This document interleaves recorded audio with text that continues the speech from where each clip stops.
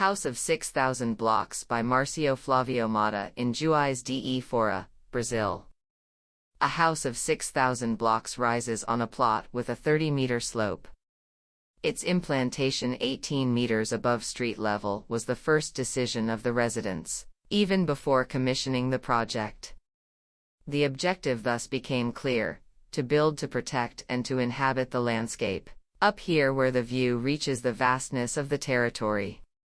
The design is organized into 2 blocks accommodated on the land according to their respective designated functions, socializing and permanence.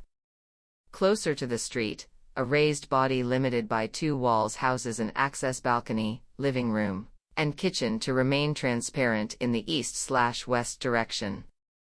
Beneath it, a lowered patio at half level articulates the block before the ground floor that houses the bedrooms. These open onto a side garden. Associated with concrete block masonry, the modular wooden structure was assembled with unfolded pieces of railway sleepers. Pillars, beams, and rafters support the roof of wooden boards covered with metal tiles.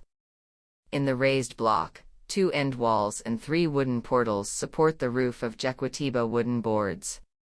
Wooden pillars also support part of the raised walls and function as permanent braces.